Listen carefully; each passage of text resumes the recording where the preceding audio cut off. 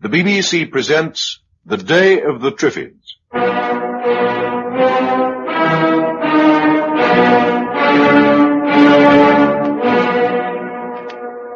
Drusilla, there's a light.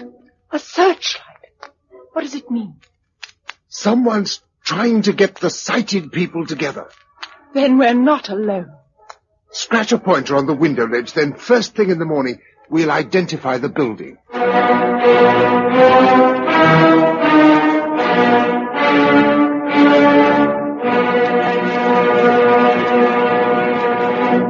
Episode 3, Conference and Confusion. I lay awake for a long time on that first night after the disaster, listening to the shuffling and tapping of the blind in the street below. When I did go to sleep, I slept heavily and late. I woke to find the sun shining and Drusilla making coffee on the oil stove. She was wearing a ski suit, and jolly nice she looked at it. Hello, Bill. Ready for breakfast? I'll shave first. I feel a bit scruffy. Shall I heat some water? No, I'll manage with cold. There's one of those patent creams in the bathroom. Hang on, I'm forgetting about that light we saw. Let's take a look at the mark we made and see where it came from. I did, before you woke. It points towards London University Tower. Yes, it would be that direction. Oh, and look, they're flying 2 flags. That's it, all right. We better go straight there after we've eaten. It's funny. The streets are quite different from yesterday. Fewer people about. And look how they creep along the gutter. Yesterday they were all clinging to the house fronts. It's easier going by the curb. This is the turning we want. Steady. I think there's something happening at the gates. There's quite a crowd. Do we investigate or clear out? Investigate. I think so, but don't let's get embroiled. If we got through those houses and into one of the gardens, we could work our way quite close to the gates without being seen. If there's anyone to see us. Come on. Be reasonable. There's nothing we can do about you. And who do you think you are to shut yourselves up in there? Who do you think you are? You needn't think that I'm one of these helpless wretches and can't see you. I can see you all right. What's happening? Come up beside me. But look here. There's a sort of agitator chap trying to get in. Be reasonable. He's arguing with that chap inside the gates. Do you think all these people haven't got the same right to live as you? They have, you know. It's not their fault they're blind, is it? It's nobody's fault. But it's going to be your fault if they starve, and you know it. I've been showing them where to get food. But there's only one of me, and there's thousands of them. You could help them too, but you won't. All you think of is looking after your own lousy skins. But look here. How long do you think the supplies will last? How the blazes would I know? What I do know is that if all us blokes who've still got our eyes don't muck in and help, there aren't going to be many left alive by the time they come to clear this mess up. But who do you think's going to come? Oh, that's it, is it? You're scared? Frightened that if you give them food, there won't be enough for you. Lovely people, aren't they?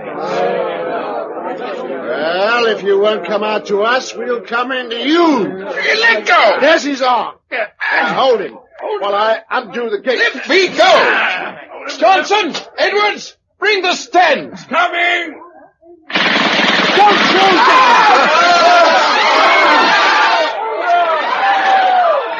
Oh, no. Just shoot at them like that. They fired over their heads. How do you know? If they'd fired into that crowd with 2 Sten guns at a range of 20 yards, the street wouldn't be empty now. But all the same, even to frighten them like that. They had to do something. That man, the one who spoke, was right. In a way. You know he was. But he was wrong as well. You see, there is no they to come and clear up this mess. It won't be cleared up except by us. And one of the things we simply cannot afford to do is to spend our entire time pillaging food stocks on behalf of other people. Because when the stocks are gone, well, what will anyone eat? It seems so callous. I don't like it any more than you do, but we've got to make up our minds. Do we help the ones who've still got their sight to rebuild some sort of life, or do we make a moral gesture? No, you're right, Bill. We've got to go on. Then let's go over. But the men with the guns. They won't hurt us. We're sighted. Can you get down? Give me a hand. There. Can we come in? How many of you? Just the two. We saw your signal last night. Okay, come on over. We had a bit of a party just now. Yes, we saw it. Those were the orders. Not to let them in. You'd better report to the colonel, just inside on the right. The door marked reception. Highly organized. Rather alarming. This seems to be it. Come in. Newcomers, glad to have you with us. I'll just take a few particulars. Your name, sir? Mason. Initials? W.J. Address? The Twitton, Panghurst, near Worthing, if it makes any difference. We must keep the record straight. I'm hoping to get a form run off as soon as we collect someone who can work a duplicator. Age? 29. Occupation? Triffid grower. Not much call for that now, I'm afraid. And you? Clayton J.V. of 42 Dean Road, NW8. Age 22, no particular occupation. Independent. Very. Miss, I presume? Yes. Well, we need good men. Nasty business this, but there's plenty to be done. Ah, Mr. Beadley. Hello? Two new arrivals, Mr. Mason and Miss Clayton. Pass to you for action. Oh, how do you do? Come across to my office. Sure you don't want references in triplicate? Oh, you're thinking of the colonel. Yes, he's a bit of a civil servant. Still, he's right in a way. We've got to get ourselves organized. Go in here. What's the position at the moment? Well, so far, there are about 35 of us. And we hope some more will come in during the day. Have they all got their sight? 28 of them. The rest are relatives or children. Now, at the moment, the general idea is that we move away from here sometime tomorrow and go down to the country. We were going down this afternoon. Oh, what transport have you got? A station wagon. We haven't stocked it up yet. We've got a lot of anti-Triffid gear. Well, that's a funny thing to make your first essential. Not as funny as all that. I think they're going to be a good deal of trouble. Oh, but surely there aren't enough to cause a lot of bother. There are plenty in the nurseries. Oh, yes, but they're all fenced in. Oh, still, bring the gear by all means if you think it'll come in handy. Oh, by the way, you do want to come with us. I think so, Josella? Yes. Good. Then here's what I suggest. Dump your stuff and then drive your car off and swap it for a good big lorry. Right. Oh, do either of you know anything about doctoring? Not a thing. Nor me. Oh, pity. Otherwise I'd have sent you off on a medical scrounge. You'd better go after the stuff on this list. Pots and pans, blankets, and food. Yes. And concentrate on bulk. Cans and packets are your best line. Do as much as you can before dark. There'll be a general meeting and discussion here about 9:30 this evening. Righto. Well, have you got a pistol? No. You better have, just in case. And you, Miss Clayton. Here. Sure. Less messy than that knife. Oh, I feel like a gangster. Well, that's better than being a gangster's mole, which is what you'll become if some of the citizens of this town get hold of you. I know. Well, see you this evening. And good scrounging.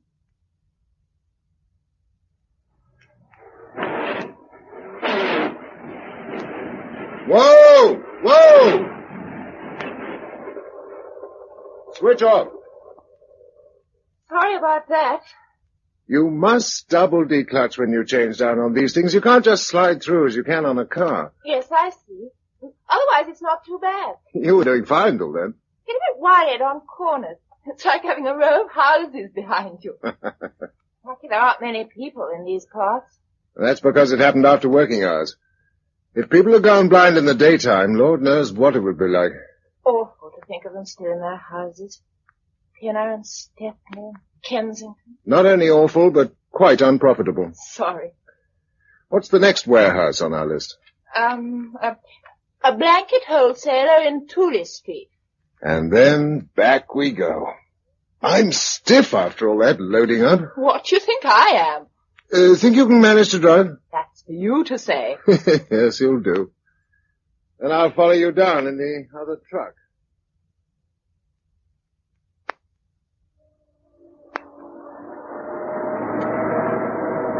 Right. Park it there. Oh, Miss Clayton, isn't it? Which list were you working from? 15. Oh, here's Bill. All right, Bill. Straighten her up.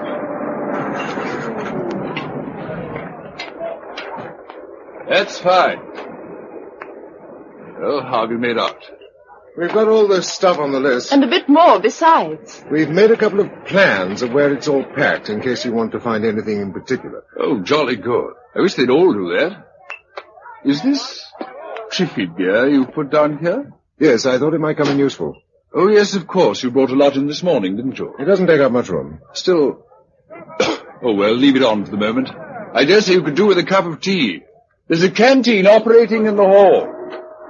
All right, the next one in. Come along.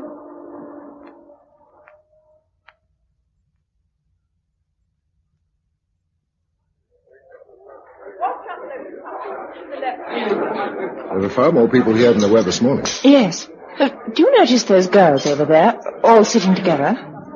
They're blind, aren't they? But not helpless. They must come from some institute.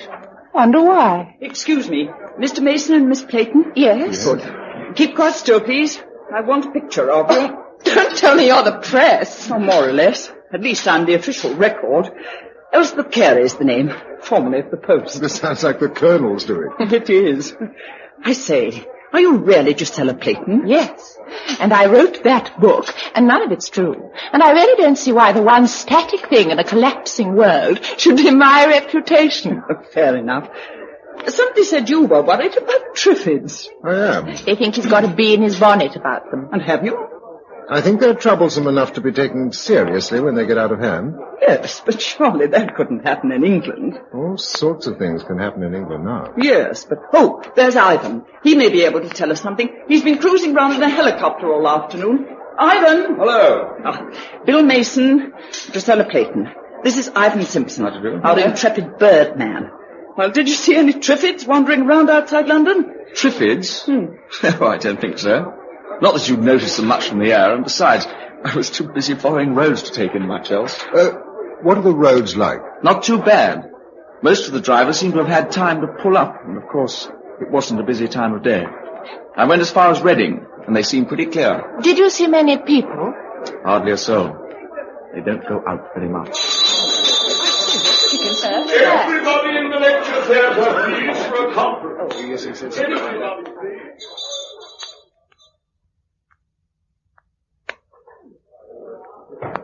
What do you think this is going to be about? Tomorrow's routine and so on. We're a funny mixed crowd. Michael Beadley seems to be organising the platform.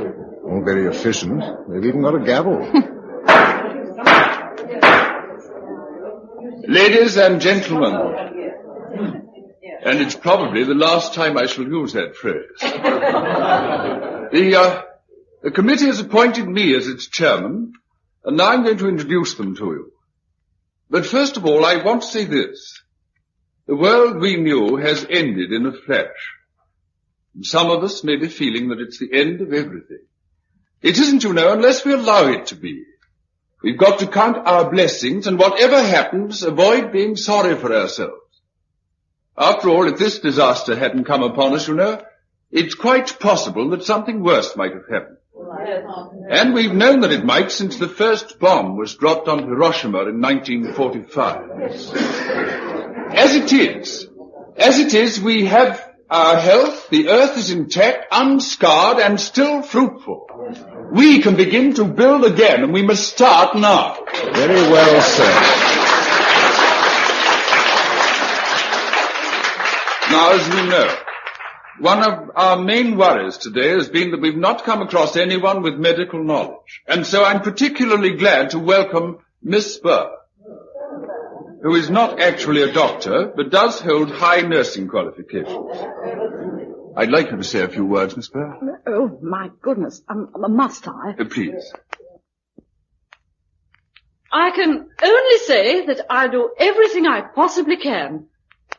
We must expect a certain amount of infection to be about in the next few days, and you can help us to avoid it by reporting at once if you feel at all unwell, and by eating nothing that has been exposed to the air, and by drinking nothing unless it has been boiled or comes out of a bottle. Quiet, please. After the meeting, will everyone please line up to be inoculated against typhoid, paratyphoid, and cholera? Thank you very much, Miss Spur. Sure. Our last speaker is going to talk on a rather different subject. Here is Dr. Wallace, who is Professor of Sociology at the University of Kingston. My friends, I think I may claim to be the oldest among you, and I have spent my life studying the varied institutions of mankind. I have always been struck by the fact that every age and every community has evolved its own moral code to meet its own peculiar circumstances. And moreover, every man believes his own code to be not only the right one, but the only one for him. Although he would not deny that life in a penurious Indian village calls for different customs and manners from life in, say, Mayfair. What's he getting at? Oh, shh. Thank you, madam. The point I am about to make is this. The world we knew is gone, finished. Our needs are now different, therefore our standards must be different. For instance, you have all spent the day indulging with clear consciences in what 2 days ago would have been housebreaking and theft. Yes, you have already lost one prejudice, and now I suggest to you that you must lose others. The only one which we dare retain is that which tells us the human race is worth preserving. Anything that will help to preserve it is good, whether we've been brought up to believe it so or not. Anything that will not help must be abandoned. Pour me some water, please. Of course, I'm so sorry. Thank you. There is one thing to be made quite clear to you before you decide to join our community. It is that the men must work, the women must have babies. Unless you can agree to that, there can be no place for you. We can afford to support a limited number of women who cannot see because they will have babies who can see. In our new world, then, babies become very much more important than husbands. What are you grinning at? People's expressions. Michael looks a bit anxious. He should worry. If Brigham Young could bring it off in the middle of the 19th century, this ought to be a pushover. Think so? Here's someone who doesn't agree with you. Are we to understand that the last speaker is advocating free love? I think the questioner must be aware that I never mentioned love, free, bought or bartered. Will she please make the question clearer? I am asking if you suggest the abolition of the marriage law. All the laws we knew have been abolished by circumstances. There is still the law of decency. Oh, now, Miss Durrant, a Mohammedan preserves rigid respectability with 3 wives. So did Solomon with 300. These are matters of local custom. For our survival, we must develop our own customs in these matters. And those who choose to come with us must adhere to them. Those who do not wish to are perfectly free to start other communities on such lines as they think fit. Well.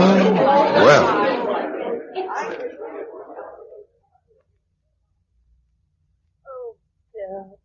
It's nice to be alone again. Shall we sit? What's the matter?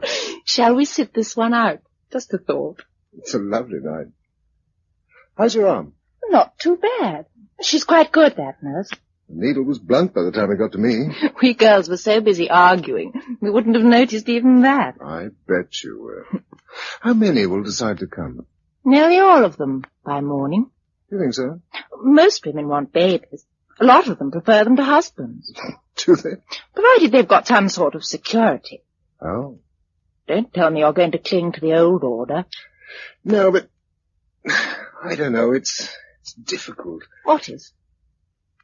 I was going to ask you to marry me, but there doesn't seem any point in it now. Oh, Bill. Well, is there? I don't know. But I'll accept you all the same. Oh, my darling. Drusilla. Did you really think I wouldn't? I didn't know. Of course, it isn't quite as straightforward as it seems. Why not?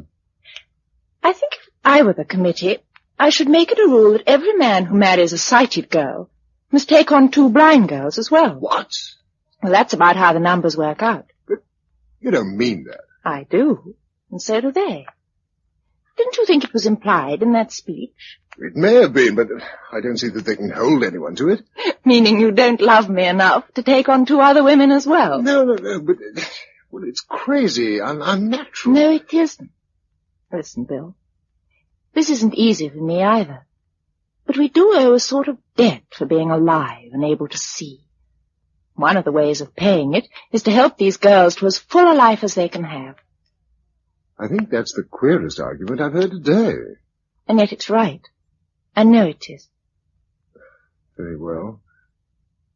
If that's the way you think it ought to be. Oh, darling, you do understand. I knew you would. All the same. Now, don't worry any more.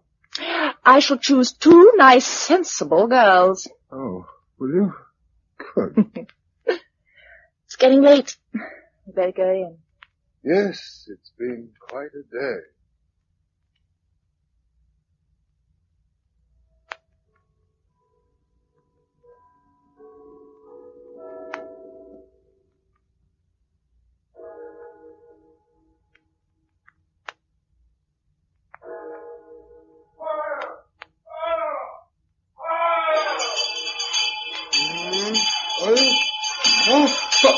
Fire! Quick! Come on! Downstairs, everyone, and help out the blind. They're on the ground floor. Now, quick as you can. Mind the stairs. You all right, Bill? Yes, I'm all right, thanks. Where's Drusilla? She's down. Hurry up. The smoke's thickening. Here comes one, Coker. Right. Tighten the tripwire.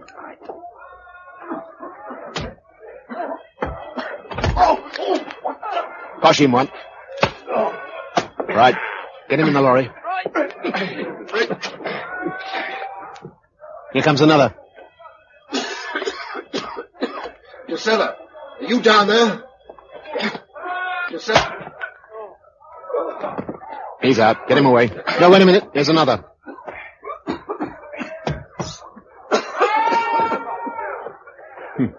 Not a bad bag. Not at all a bad bag.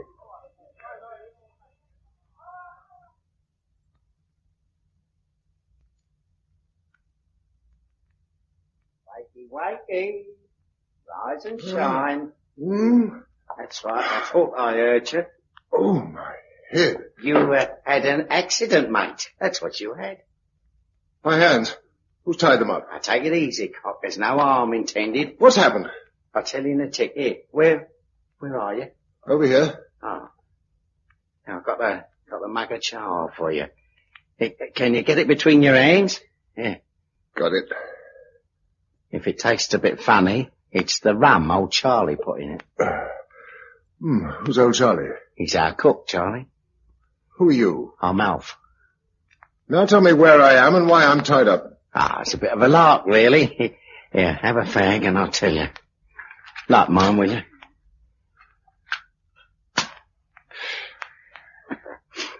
Tar. Well, there was a bit of a shindy up at the university yesterday morning. I saw that. Yeah, well, after we'd scarpered, that bloke Coker that was doing all the talking, he got real nasty. And he said you'd have to take what was coming to you. Well, we met up with a couple of other fellas as could see, and they fixed it all up between them. Fixed what? The fire. He's a lad, that Coker. Can't help laughing. Do you mean that fire was faked? Well, of course it was. They rigged up a tripwire or 2, lit a lot of paper and stuff in the hall, and started ding-dogging the old bell, see? As soon as you come downstairs, over you went bonk, went Coker with a cosh, and we put you on the lorry. Dead easy. Where are we? In a hotel. It's a posh one, too. Got a palm tree in the hall. Oh, I know that 'cause I walked into it. Can't help laughing, can you? I can. Oh, you don't want to take it like that. How many of us did you get? Couple of dozen, but 6 was blind. And what are you going to do with it? Well, get organised, I suppose. Hello, is this Coker now? Yes. Hey, morning, Captain. All correct. Come on in, mate. Stand there. Now you. Name? Mason.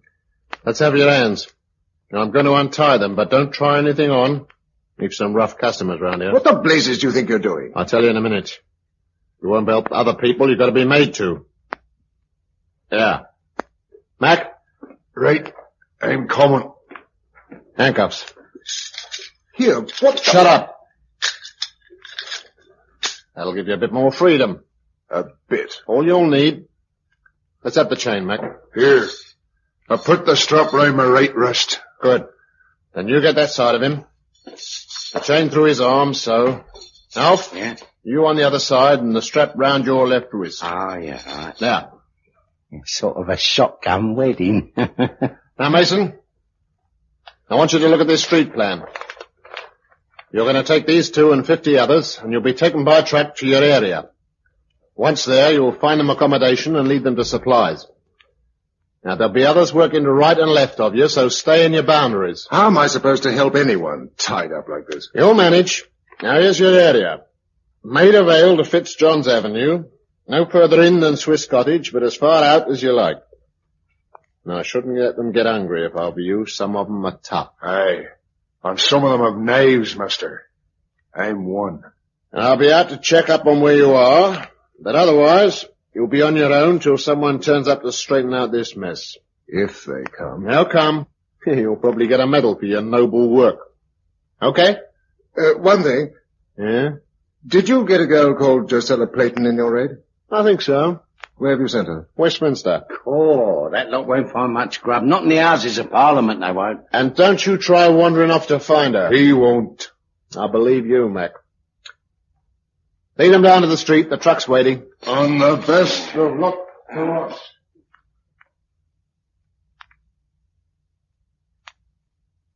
Six steps. 1, 2, 3, 4, 5, 6. We better go in and have a look round first on our own. Wait where you are. The lot is. One more small step and into the hall. Hotel, is it? Yes. Here, any palm trees? No, it's not as grand as that. Oh. Seems empty. Now, well, what's the drill? Bring them in 4 at a time, hands on shoulders, and find them somewhere to sleep. The first 4 of yous. Come on. 6 steps, remember.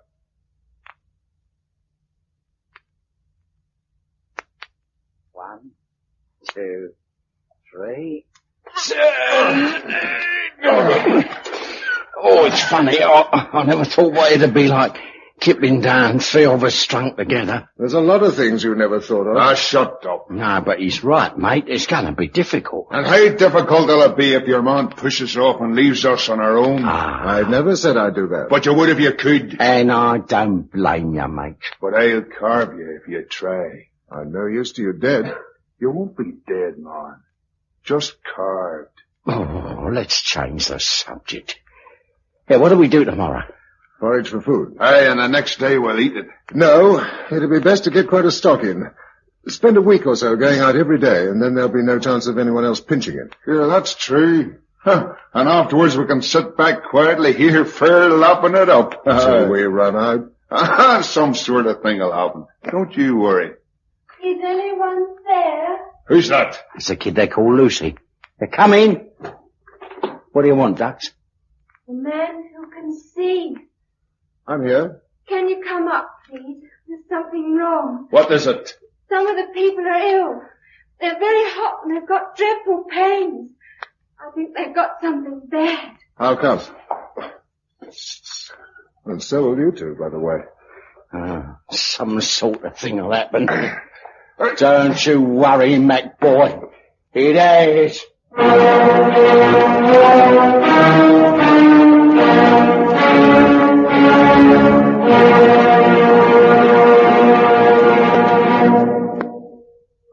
That was episode 3 of The Day of the Triffids, a serial for broadcasting in 6 parts by Giles Cooper from the novel by John Wyndham, with Patrick Barr as Bill Mason and Monica Gray as Josella Playton.